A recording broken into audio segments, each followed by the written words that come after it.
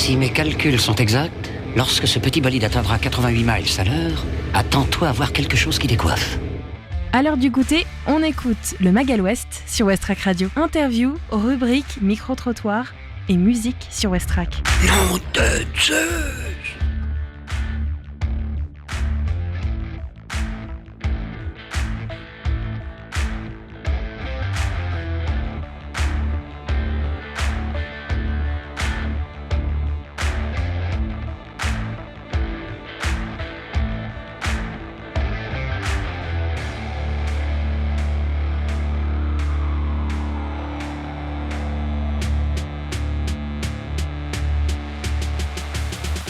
Bonjour à tous et bienvenue dans votre Magal West du jour. Nous sommes le mardi 21 novembre 2023 et vous êtes donc dans cette émission du jour pour une heure. On va être ensemble pour parler de plein de choses, divertissement, actualité autour du Havre. On va pouvoir aussi parler de théâtre, musique et puis il y a une nouvelle exposition au Tetris. On aura aussi l'occasion d'en parler.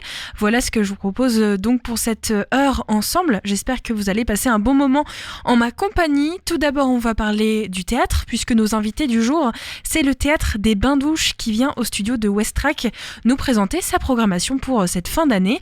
Il y a aussi un baromètre des maires qui vient d'être institué.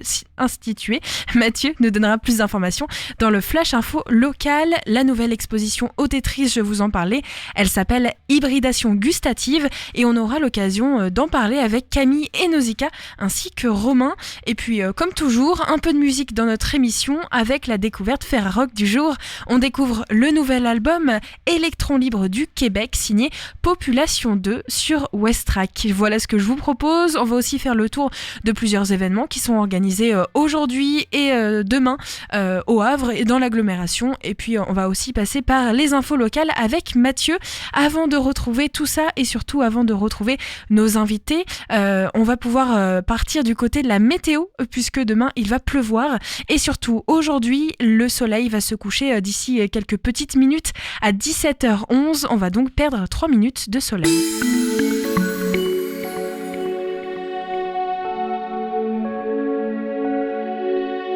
Pour cette fin d'après-midi, la pluie va être au rendez-vous. La température devrait atteindre les 11 degrés en moyenne avec un ressenti de 9. Le vent devrait être compris entre 20 et 27 km/h. Orientation du vent vers le nord. En soirée, il va pleuvoir. Toujours des températures assez fraîches entre 10 et 11 degrés. Le vent devrait être plutôt faible entre 20 et 23 degrés. 23 km/h, pardon. Orientation du vent nord. Demain, mercredi, le soleil se lèvera à 8h21 et se couchera à 17h10. On va perdre 2 minutes de soleil. Demain matin, dans l'agglomération havraise, il faudra vous équiper pour affronter la pluie avec à nouveau parapluie ou capuche. La température sera aussi assez fraîche. Il faudra donc penser à mettre votre pull entre 10 et 11 degrés et puis un ressenti assez frais, 8 ou 9 selon l'endroit où vous vous situez. La force du vent va osciller aussi entre 10 et 16 km/h direction nord-nord-est et enfin une humidité relative de l'air de 82%. Demain après-midi, de nombreuses éclaircies vont accompagner le soleil. La température devrait être comprise entre 9 et 10 degrés. Le vent sera assez faible entre 10 km/h et 12 km/h direction est-nord-est. Et enfin, demain en soirée, le ciel sera complètement dégagé, des températures entre 10 et 8 degrés et puis un vent assez faible, à nouveau entre 10 et 13 km/h direction ouest-nord-ouest pour cette donc soirée de demain qui sera assez fraîche quand même mais sans trop de vent. On va retrouver tout de suite Mathieu pour les infos locales puisque Ouest France et Yagaday lancent le baromètre des maires de France. En première position, on y retrouve Édouard Philippe et c'est le titre de notre journal du jour.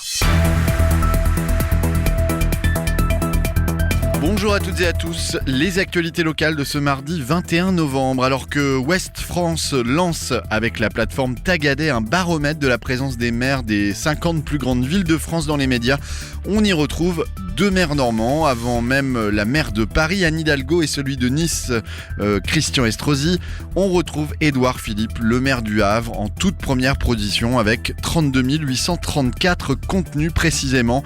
Le quotidien précise que sa commune, le Havre, n'est cité que dans 22% de ses articles ou vidéos. Édouard Philippe est présent médiatiquement en tant qu'ancien chef du gouvernement, président du mouvement Horizon ou futur prétendant non déclaré à la présidence de la République. On note également la présence du maire de Rouen, Nicolas Mayer-Rossignol, à la 5e place. Ce classement mesure la visibilité dans tous les médias des maires des 50 plus grandes villes de France. Il analyse 5400 programmes d'information et une sélection de 3000 publications de presse écrite entre le 1er novembre 2022 et le 31 octobre 2023. Cela prend en compte tous les contenus où le nom du maire est cité, même si il ou elle ne s'exprime pas. Les habitants de la commune associée de Rouelle au Havre sont invités à assister à une réunion publique à la mairie annexe aujourd'hui, mardi 21 novembre. Après le conseil de quartier de Rouelle organisé par la ville mercredi dernier, une réunion publique est de nouveau proposée cette fois. Ce sont les élus délégués de Rouelle qui sont à la manœuvre. Il devrait y avoir matière à débattre suite à la réunion du 15 novembre, surtout concernant la rénovation de la place Maurice Blard et la démolition de l'ex-EHPAD située rue Eugène Maupin. Tous les plans ont été changés, il n'y a plus les 2 propositions de modification de la place, font savoir les organisateurs. Pour rappel, la ville du Havre a présenté le projet de rénovation de la place Maurice Blard et indiqué que l'ancienne EHPAD, aujourd'hui à l'abandon, allait être prochainement détruit. Un marché de créateurs prendra place le samedi 25 novembre à la salle François 1er. Organisé par l'association havraise Hello, l'événement regroupera une trentaine de créateurs et permettra au public de faire le plein de créations locales et artisanales à mettre sous le sapin. Le bénéfice des entrées et de la tombola financeront des projets pour les enfants de la Touline, pouponnière sociale du Havre. C'est donc ce samedi 25 novembre à la salle François 1er entre 10h et 18h.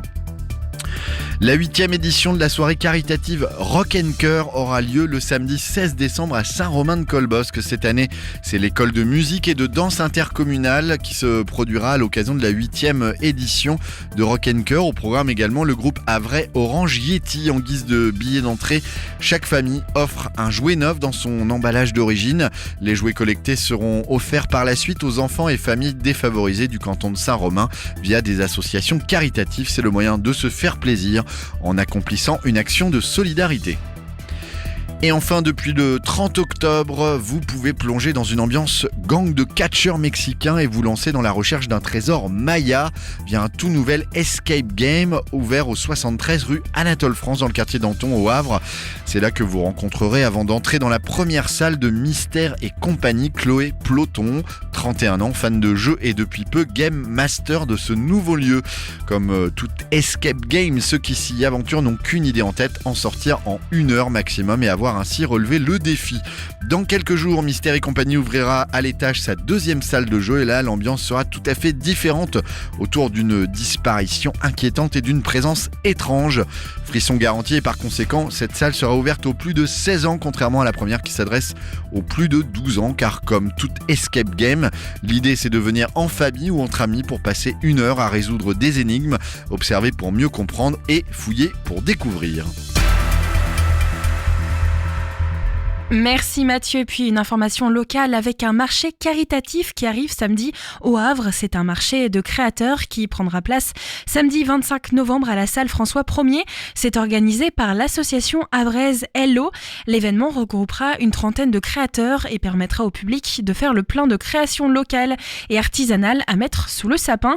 Pour l'occasion, un atelier décor sur céramique sera animé par l'atelier Nomi, 15 € sans inscription, tandis que la fleuriste Séchou aidera à la réalisation d'un médaillon en pâte auto-durcissante fleurie, 5 € sans inscription, et les bénéfices des entrées et de la tombola financeront donc des projets pour les enfants de la Touline, pouponnière sociale du Havre. C'est donc ce samedi 25 novembre de 10h à 18h à la salle François 1er 2 rue Abbé Perrier au Havre. L'entrée est fixée à 1 € et c'est l'occasion donc de faire vos courses de Noël et de faire une bonne action. Un événement aussi à ne pas rater qui arrive bientôt au Havre, c'est le spectacle de danse Feu. On en parle tout de suite dans notre agenda culturel. Des idées sorties pour cette semaine ou ce week-end pour te culturer sur Westrack Radio. Feu, c'est un spectacle de danse organisé par Le Phare. Le chorégraphe Fouad Boussouf enjoint ses interprètes de danse comme autour du feu. Seules et toujours ensemble, elles explorent une danse physique et terrestre qui brûle, épuise sans jamais cesser d'engendrer des élans renouvelés. C'est donc ce soir à 20h, mais c'est aussi demain à partir de 19h au Volcan. Tarif de 5 à 25 €. Vous pouvez réserver sur le site du Volcan ou leur téléphoner au 02 35 19 10 et 20. Une projection est organisée au SEM. Ils accueillent l'association Festival du Grain à démoudre dans le cadre d'une séance ciné qui se tiendra dans le Tube. Le film projeté s'intitule Soy Libre de la réalisatrice Laure Portier. La séance aura lieu ce soir à 19h et sera suivie d'un échange avec la réalisatrice Laure Portier.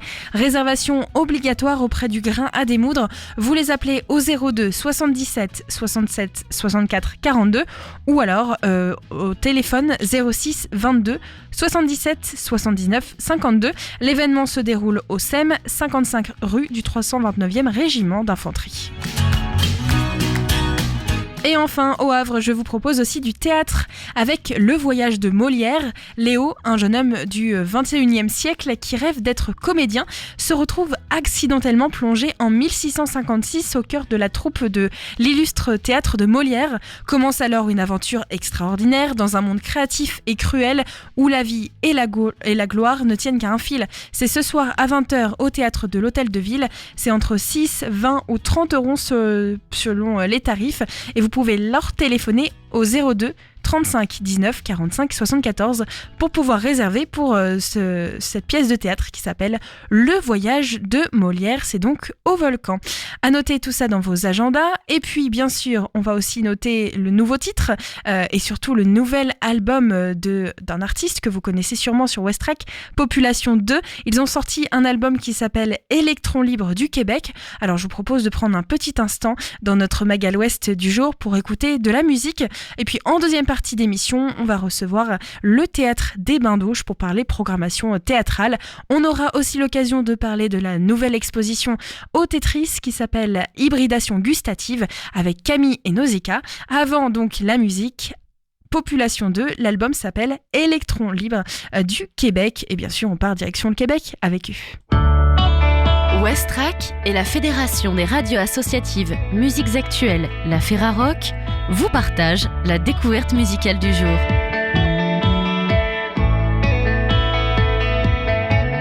Le groupe Population 2 vient de sortir un nouvel album, Électron Libre du Québec, chez Burn Sound, mis en valeur par la Ferrarock du 20 novembre au 26 novembre 2023.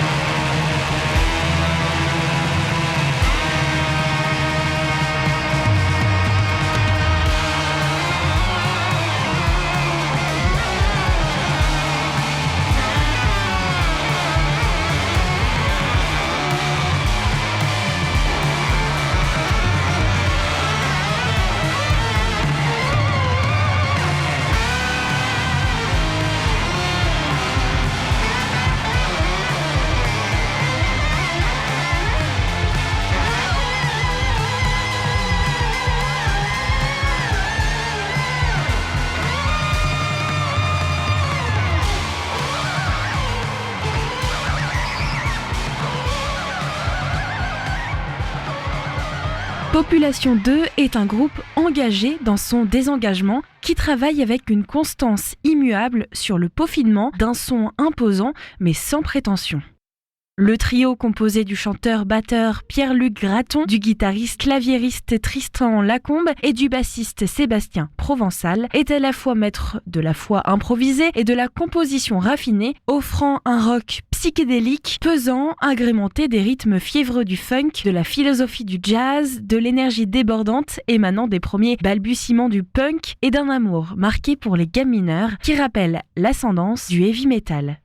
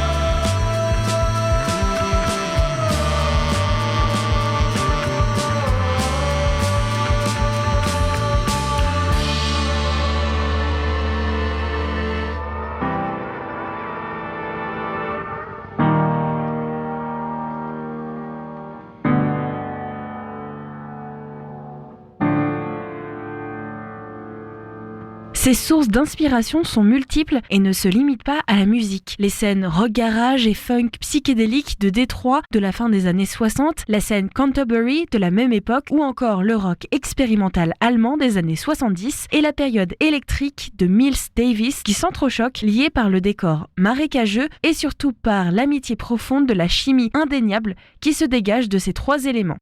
Le groupe s'est toujours tenu à distance de la scène musicale de Montréal, préférant concevoir sa saveur dans son coin. En résulte une musique qui transcende le temps, à l'abri des tendances qui dominent la scène indie actuelle, émergeant des profondeurs des marées.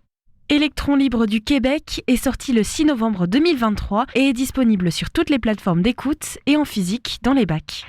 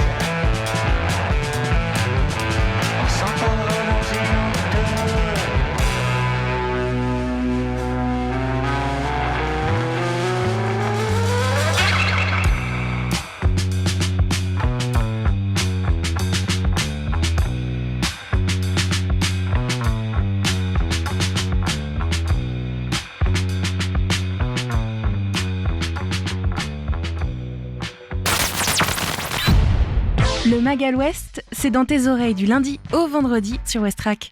C'était le titre Steboot de Population 2 à l'instant sur Westrack Radio. Il est 17h29 et une nouvelle exposition vient de poser ses valises au Tetris dans la salle d'exposition. Elle restera visible jusqu'au 23 décembre. Et pour nous présenter cette exposition signée Elena Godefroy, Camille et Nausicaa sont partis à la rencontre de Romain qui est en service civique à l'association Paz Production qui a donc monté cette exposition qui fait partie partie à la fois du Tetris mais aussi de nous, la radio Westrack.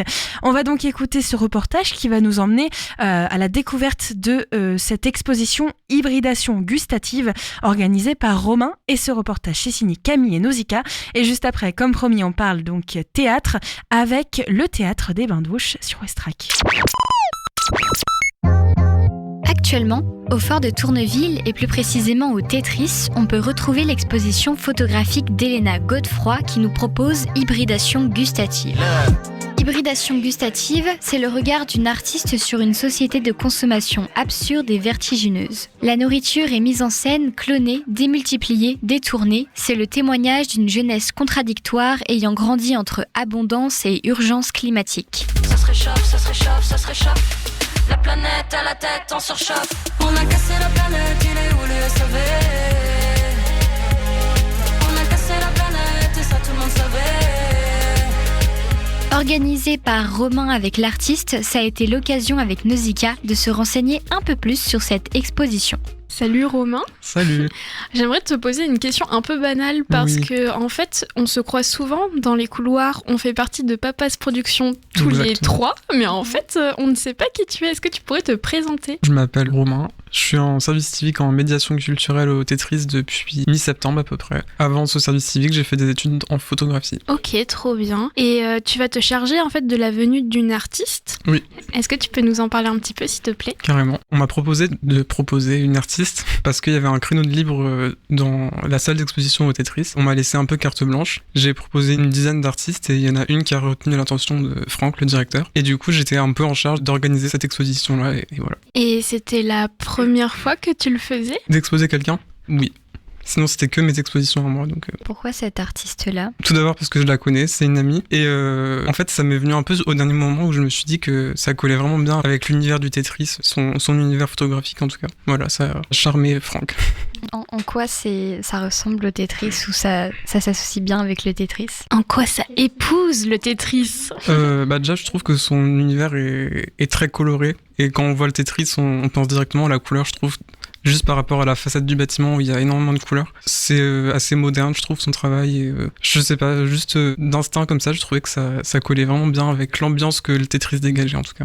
Est-ce que d'ailleurs tu peux nous parler un petit peu de son travail plus précisément ? Donc elle fait de la photographie, c'est ça ? C'est ça. Donc son médium principal c'est la photographie, mais autour il y a beaucoup d'autres arts qui gravitent comme plus l'art plastique où elle met beaucoup en scène, mais c'est aussi elle qui fait les décors, qui met en scène, qui fait la lumière. Enfin, en photographie c'est logique, on maîtrise la lumière, mais du coup c'est très coloré avec une pointe de surréalisme et d'humour. Et je vais pas en dire plus, je préfère que les gens découvrent. Vous êtes rencontrés quand tu faisais tes études de photographie ? Ouais, exactement. J'ai commencé mes études au Havre, en BTS photo, et après je suis parti au Québec pendant 1 an, et c'est pendant cette année-là que je l'ai rencontré dans l'école photo où on était. Ouais, trop cool. Et donc l'exposition au Tetris, elle sera ouverte de quand à quand ?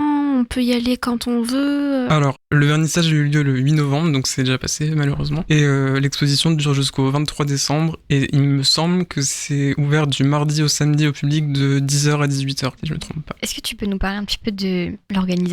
Comment ça s'est passé ? C'est quoi le fonctionnement justement pour organiser ça ? Alors pour le coup là, on a vraiment eu très peu de temps pour l'organiser. J'ai dû proposer l'artiste vers le fin septembre. Le vernissage était début novembre, donc on a eu à peu près 5 semaines pour organiser tout ça. Donc c'est quand même très court pour organiser une exposition avec une vingtaine de photos à imprimer, faire la sélection des photos, etc. Donc je suis plutôt content d'avoir fait ça en si peu de temps. Du coup, comme Elena habite en ce moment à Bruxelles, c'était que par téléphone qu'on a pu organiser tout ça, pardon. Et on a d'abord choisi le thème de l'exposition, qui était assez évident parce qu'elle a beaucoup travaillé sur le thème de la nourriture, comme le nom de l'exposition l'indique. L'indique, merci. Donc ça s'appelle Hybridation gustative. On a choisi les photos, on a essayé de faire quelque chose d'assez cohérent pour que ça raconte une histoire. Et en fait, tu as eu le rôle de commissaire d'exposition pendant...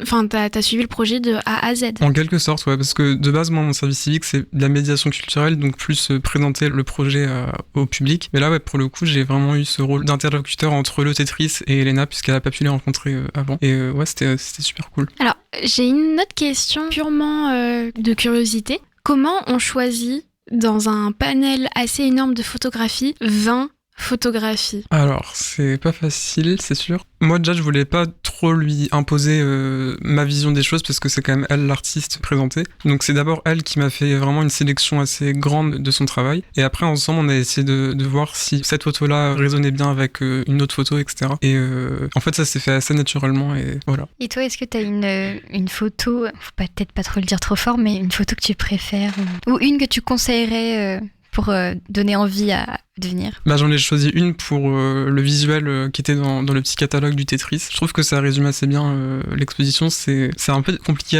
à décrire, mais en gros, c'est une mise en scène dans une serre où on voit quelqu'un qui est assis sur une espèce de baril avec un espèce de masque à gaz qui est relié à une plante. Et c'est un univers hyper dystopique où on se demande un peu pourquoi il est en train de faire ça, quoi. Mais...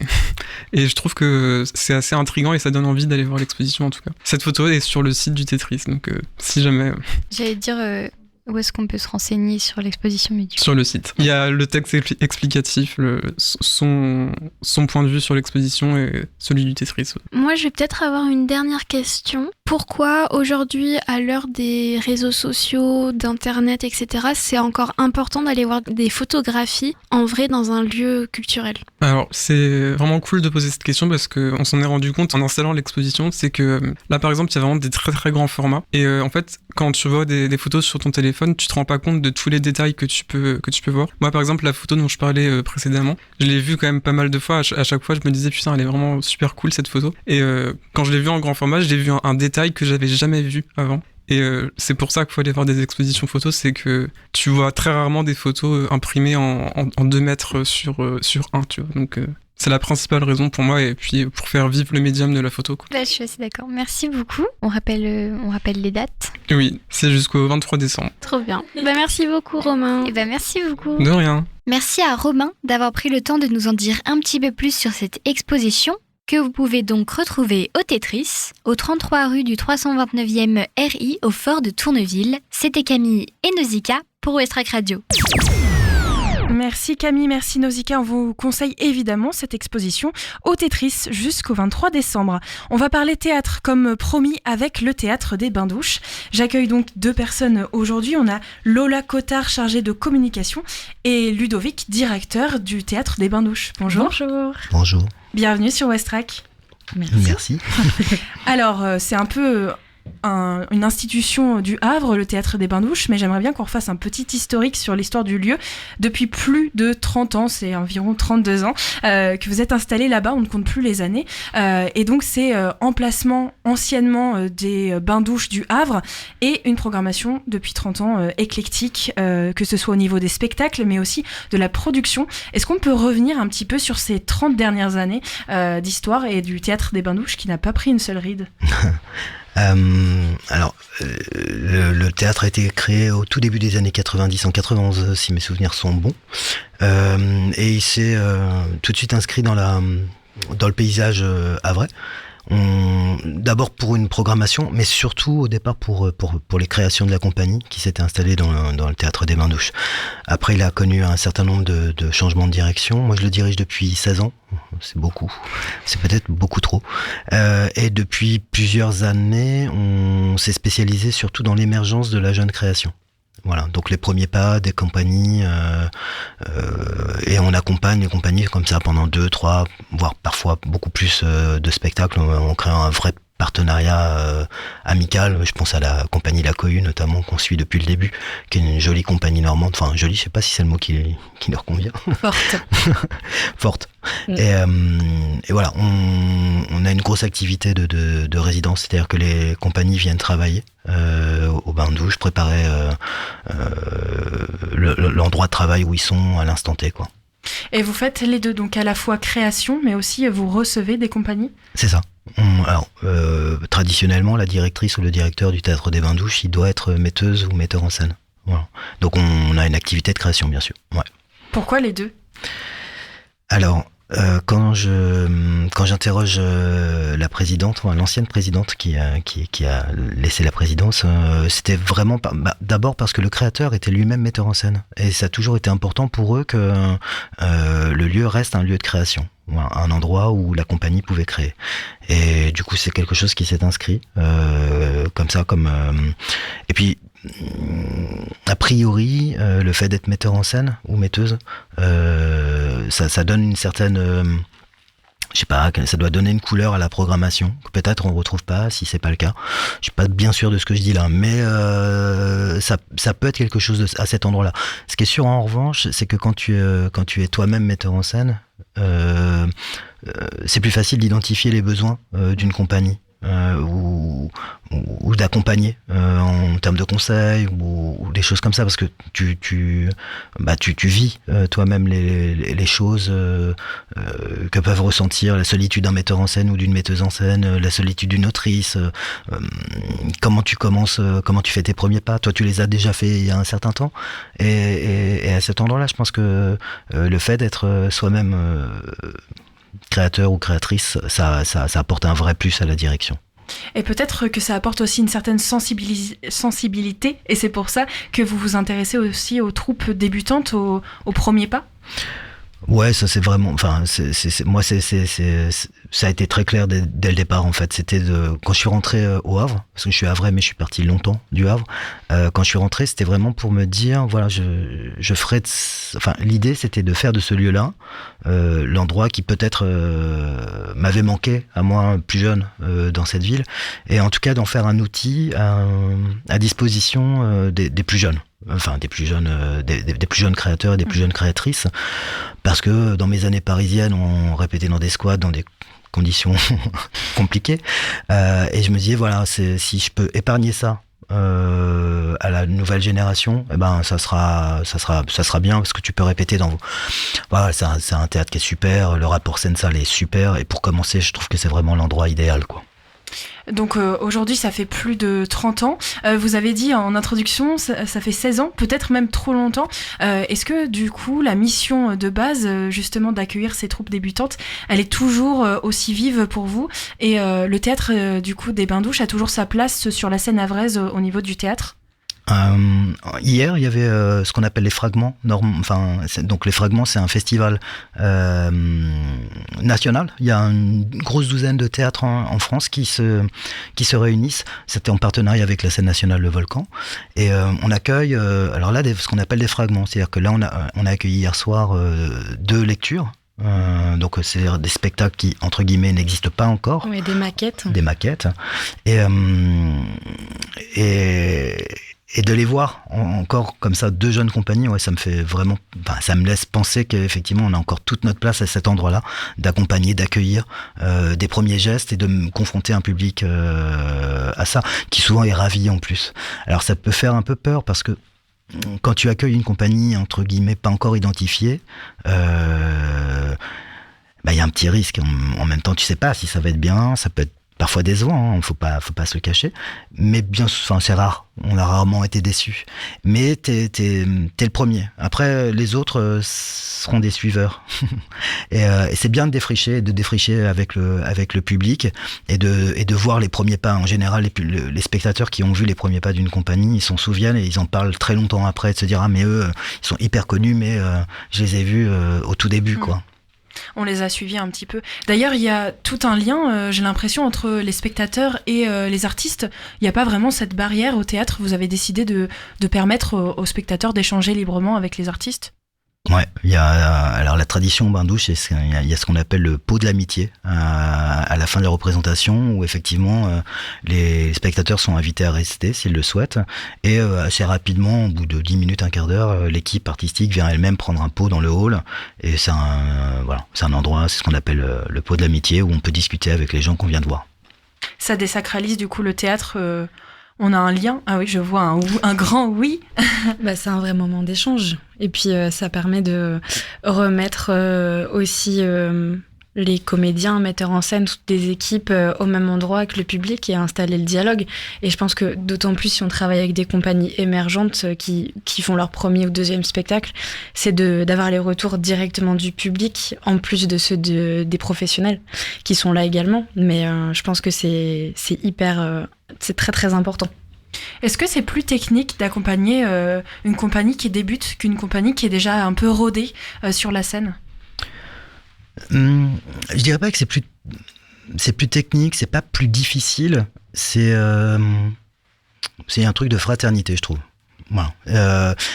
Une compagnie qui s'est structurée, ça y est, elle est structurée, elle a quelqu'un qui s'occupe de sa production, elle a quelqu'un qui s'occupe de sa diffusion, c'est structuré, tout va bien. Au tout départ, t'as pas tous ces outils-là, t'as pas tous ces gens qui sont là pour s'occuper de toi, et t'es seul. Et quand je parle de fraternité, je parle de vraie fraternité parce que c'est un endroit où tu dis, là, pendant l'espace d'un temps, il y avait des gens avec moi qui comprenaient ce que je vis, qui te donnent un certain nombre de conseils. Nous, en fait, on peut donner des conseils, mais seulement si les compagnies le souhaitent. En fait, au bain-douche, on leur fout une paire royale, on leur demande pas d'aller faire de l'action culturelle parce que, voilà, vous êtes en résidence au bain-douche, donc il va falloir aller au collège des Acacias. Non, on n'a pas ce genre de vous prenez le plateau, faites-en ce que vous voulez. Si vous voulez nous montrer quelque chose, faites-le. Si c'est pas votre souhait, vous le faites pas. Si vous voulez ouvrir les portes, vous les ouvrez. Si vous voulez pas les ouvrir, vous les laissez fermer. Si vous voulez prendre un café avec nous, venez. Si vous prendrez on prendra du thé au bain-douche, on boit beaucoup de thé, mais on boit aussi du café. Et voilà, c'est cool. En fait, c'est juste cool. Hein. Et puis en général, les compagnies qui viennent en résidence, elles sont pas obligées de partager ce qu'elles font avec nous, mais en grande majorité, elles le font. Et elles nous demandent conseil justement, parce qu'on leur laisse cette liberté, donc c'est peut-être aussi une façon parfois de nous remercier et de partager avec nous les étapes d'avancement de leur projet et de leur construction finalement.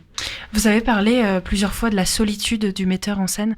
Est-ce que ça pourrait être aussi un frein pour les compagnies débutantes en fait, qui n'ont pas ce genre, peut-être dans d'autres villes, qui n'ont pas ce genre d'accompagnement, d'être un peu perdues et de se sentir seules, et du coup au Havre justement ça aide d'avoir un peu d'aide de votre part? J'espère. J'espère en tout cas c'est le but, c'est d'aider le mieux possible et de faire des rencontres, voilà.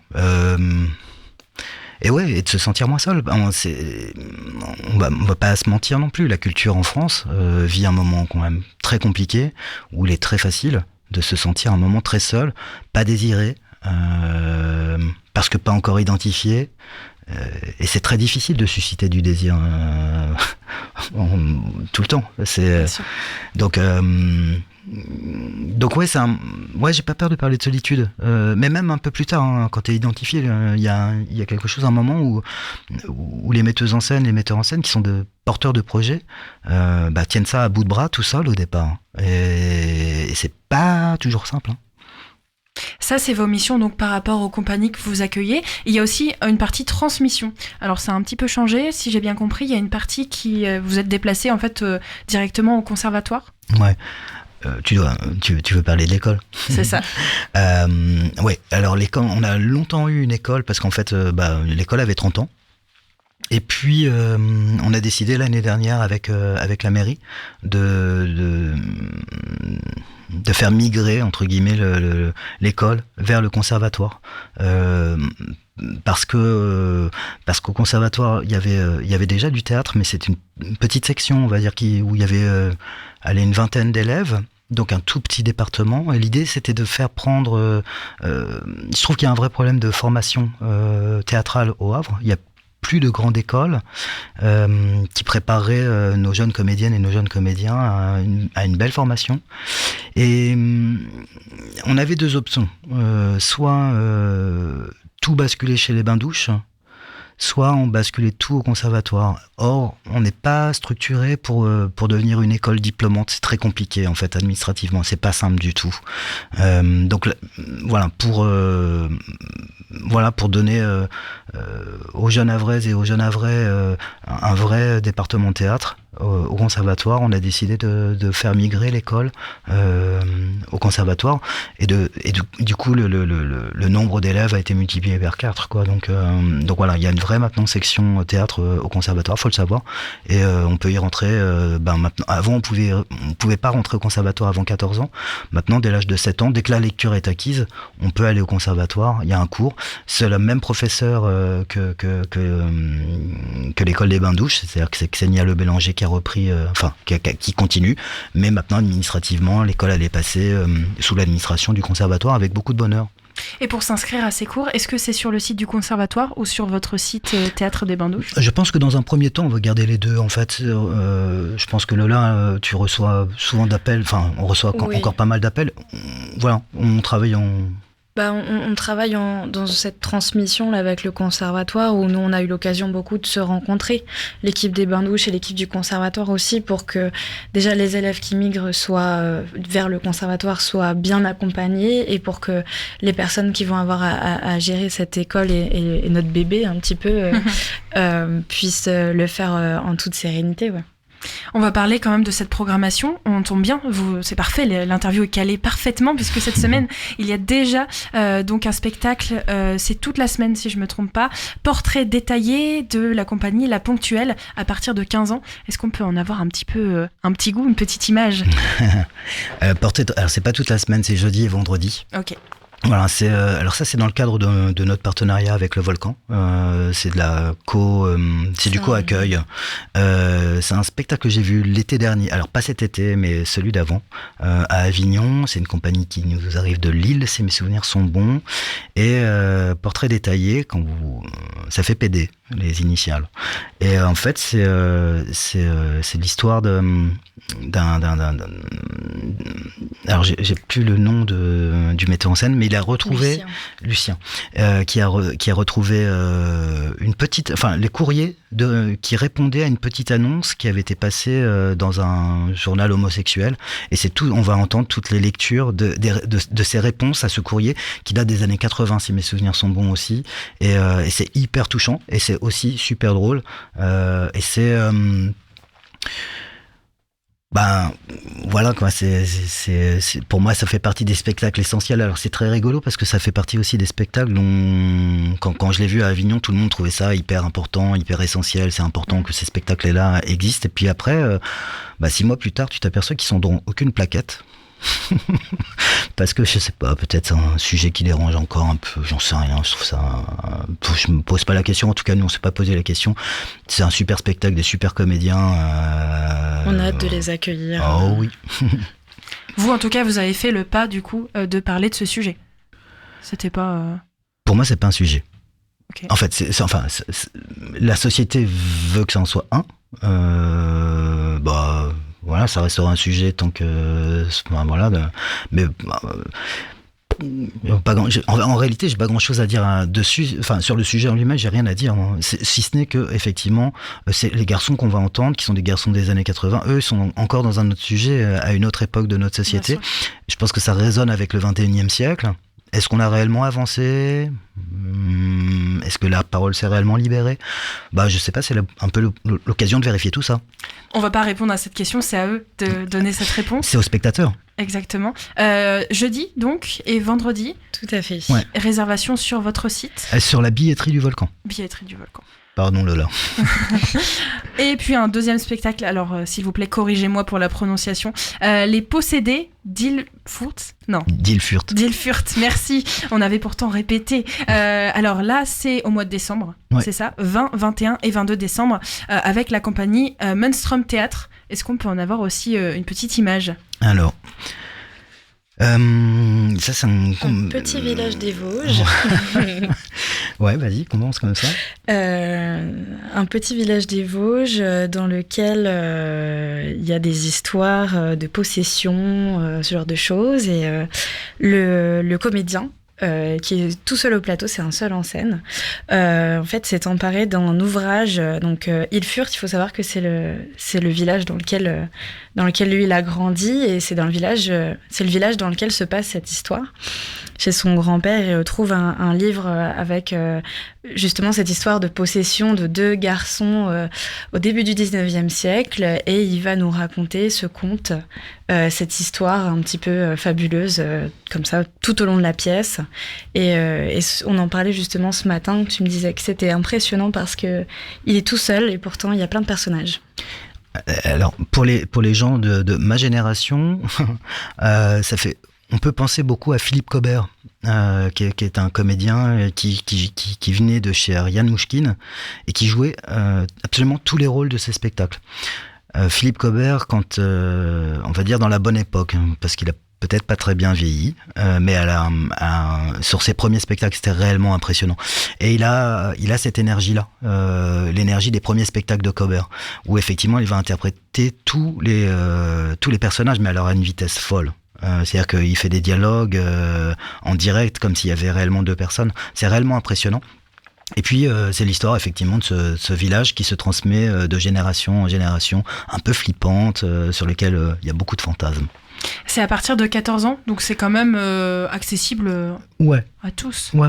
Mais même le premier, je crois que c'est 15. 15 ans, ouais. Ça. Donc, voilà, c'est des spectacles plutôt familiaux. Voilà. Avec vos ados, vous pouvez venir tranquille.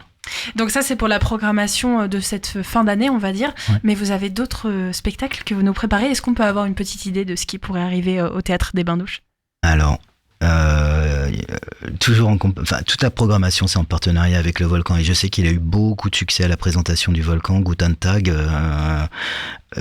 Madame Merkel. Celui-là, c'est au mois de janvier, 10, 11, 12 janvier. Je crois qu'il reste très, très, très peu de place. Donc, faut vraiment pas tarder, s'il en reste. Il faut même courir. Ça a été vraiment pris d'assaut. Et en fait, Angela Merkel, elle a connu tous nos présidents français, de Jacques Chirac jusqu'à Monsieur Macron. Et elle parle autant de l'Allemagne que de la France, et c'est très drôle. La comédienne qui fait ça, elle fait Angela Merkel, mais tellement, tellement bien, c'est tellement drôle, et ça raconte tellement une France... je sais pas comment dire. Dont les Allemands, visiblement, rient beaucoup. Mais il y a toujours quand même cet humour. J'ai l'impression, dès que vous choisissez un spectacle, il peut y avoir des sujets quand même de fond, mais il y a toujours cette petite pointe d'humour. Ouais, pour moi, l'important, en fait, quand tu vas sur un cauchemar, l'important, c'est d'en rire. Et on vit quand même dans une société cauchemardesque. Donc, si t'en ris pas, la vie devient d'un seul coup très, très compliquée. Donc, il y a plusieurs rires. Il y a parfois des rires méchants. Là, c'est plutôt un rire doux. Les trois on est plutôt sur un rire doux. On peut avoir des spectacles avec un rire beaucoup plus grinçant. Et il y en a d'autres qui arrivent, des spectacles ? Ouais, bien sûr, on programme 7 spectacles. Est-ce qu'on peut avoir d'autres spectacles ? Moi, ça me donne envie de connaître toute la programmation. Allez, spoilez-nous. Alors, le 8 et 9 février, on accueille le tir sacré. Alors là, on est plutôt sur de la danse, avec 2 danseuses qui se sont emparées des gestes du sport. Qui les chorégraphient. Pareil, avec énormément d'humour, parce qu'elles font des doublages, donc elles ont repris des bandes son, alors je sais pas si c'est russe ou bulgare, où on comprend en fait que c'est de l'athlétisme, des choses comme ça, et elles redoublent, donc elles font les gestes des sportives, et elles redoublent aussi les commentaires. C'est vraiment très très drôle. Ça, c'est pareil, je l'ai vu à Avignon. Alors je l'ai vu à Avignon cet été. Et voilà, de jeunes danseuses. Ça, c'est au mois de février. T'as tout pris Mais oui. Oh, trop bien. On va tout savoir. Oui. Ensuite, on continue au mois de février. Donc ça, c'est les 21, 22 et 23 février avec le festival En attendant l'éclaircie, qui est un festival qui existe depuis... Alors tout seul, c'est un festival qui a été créé à la Cité Théâtre à Caen, d'abord tout seul, et puis petit à petit on s'est associé, enfin un certain nombre de théâtres, dont le Théâtre des Bains-Douches, s'est associé à cet événement. Alors ça, c'est vraiment un festival qui est dédié à la toute jeune création. À l'émergence. Ouais, ça c'est vraiment les premiers, deuxième, troisième gestes grand max. Alors geste, c'est pièce. Hein. Et là, on va accueillir. Tu l'as vu le spectacle d'Elsa ? Merci de votre compréhension. Ouais. Non, je ne l'ai pas vu, mais j'ai très hâte, puisque en tant que chargée de communication, je travaille en ce moment sur les visuels de ce spectacle. Il faut savoir qu'Elsa, dans cette pièce, a un costume de crevette menthe, donc c'est une espèce d'hybride insecte en papier mâché qui est absolument génial et avec lequel je m'amuse beaucoup en ce moment pour faire les créations visuelles. Alors, crevette menthe, ça ressemble à une grosse araignée. D'accord. C'est J'imaginais une crevette avec une crevette verte. Oui, elle est un peu verte, elle est un peu tout en fait, mais je pense qu'elle s'est vraiment amusée avec le costume et avec le fait de mélanger un petit peu tout et c'est un spectacle qui va si j'ai tout compris, j'ai pas eu envie de me spoiler évidemment, mais sur l'acceptation de soi, et puis il y a un petit peu, je pense qu'on est un petit peu dans l'introspection ici. C'est aussi un seul en scène pour Elsa, et on a hyper hâte de voir ce qu'elle va nous proposer. Alors moi je l'ai vu et c'est bien dingue. Ça ne m'étonne pas trop. C'est bien dingue. C'est assez indescriptible. En réalité, c'est très difficile d'en parler. Cette femme est folle, on travaille avec elle. Oui. Elle fait partie de la distribution de Quartier 3, qui est une des productions du théâtre qui est en cours. On peut le dire gentiment. On l'aime beaucoup, mais elle est dingue. C'est dit gentil. C'est pour ça qu'on l'aime beaucoup, d'ailleurs. Après, on accueille Je serai feu de la compagnie Oko. Donc, c'est une compagnie havraise, là. C'est Taya Skorokodova, avec laquelle on a beaucoup travaillé aussi, et qu'on aime beaucoup. Alors, je vais pas prendre le risque de prononcer le nom de la poétesse russe, mais elle part de texte d'une poétesse russe avec un nom que je vais pas prendre le risque. Je vais me foirer. Non, moi non plus. Je l'ai étudié, mais j'ai pas... Et c'est un très très beau spectacle avec Pauline qui va l'accompagner. Donc, Pauline, vous la connaissez certainement, c'est musicienne, chanteuse havraise également, qui accompagne Taya au plateau. Alors ça va être créé pour le festival, donc on l'a pas vu, là on est vraiment sur une création complète. Merci de votre compréhension, il a été créé la semaine dernière. Donc, voilà. C'est tout récent. Et on aura également une toute jeune compagnie havraise qui va nous proposer Pourquoi on n'écrit pas avec les pieds. Voilà, c'est la compagnie Le Labo, Romain, Lucie. C'est le nom de la pièce, Pourquoi on n'écrit pas avec les pieds. Oui, je me doute que c'était pas une question.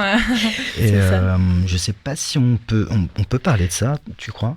Je pense. Je pense que alors, c'est même qu'est-ce très que c'est important. Ça Pourquoi on n'écrit pas avec les pieds ? C'est une pièce sur l'autisme. C'est une pièce sur l'autisme qui met en scène deux comédiens qu'on connaît très bien et qu'on a suivis depuis leur début, qui sont Zoul Batatache et Lucie Kilofer, mis en scène par Romain Hamel. Donc ça, c'est la compagnie Le Labo. Et ici, on est sur un duo frère-sœur. Et c'est une pièce qui raconte alors énormément de choses, mais plus particulièrement la charge mentale, émotionnelle d'avoir un parent qui a un trouble autistique. Et c'est une pièce qu'on a eu l'occasion et le plaisir de voir en création depuis un petit moment maintenant et qu'on suit, qui a eu l'occasion de se produire dans un festival à Berlin au mois d'octobre. Avec beaucoup de plaisir. Oui, le Lampenfiber à Berlin. Et ils sont revenus extrêmement heureux. Ils ont hâte et nous aussi, on a hâte de les accueillir le 23 février à l'occasion d'En attendant l'éclaircie. Et tout ça, c'est déjà disponible sur le site, on peut déjà réserver ? Ouais. Pour En attendant l'éclaircie, en plus, alors là, c'est un festival qu'on accompagne avec plusieurs structures. Et là, il faut passer directement par le Théâtre des Bains-Douches. Pour toutes les autres pièces, faut appeler la billetterie du Volcan. Voilà. Et il faut se dépêcher apparemment, parce qu'il y a beaucoup de spectacles qui sont déjà pas mal bookés. Ouais, clairement. Mais le Volcan, ça se passe en général à l'ouverture de saison, et tout le monde prend sa place directement pour toute l'année à l'ouverture de saison, donc il faut être assez vif pour avoir les bonnes places. De toute manière, on aura l'occasion de vous recevoir à nouveau sur Westrack pour la deuxième partie, parce que là, c'était vraiment les deux spectacles pour cette fin d'année déjà qui arrive. On reviendra ensemble sur tout le programme à partir de janvier, et on espère que du coup, vous pourrez trouver votre bonheur pour ceux qui nous écoutent. Il est 18h03 et même si ça me passionne, on va devoir mettre fin à cette interview. Merci en tout cas. N'hésitez pas à revenir très prochainement. Et nous, on se quitte évidemment en musique. Demain, vous avez rendez-vous avec un autre Magal West à partir de 17h. Je vous propose d'écouter un titre français. Ça s'appelle No Answer. L'artiste, c'est Pepper Types. On écoute ça et on se quitte donc. Très belle soirée sur Westrack et à très vite.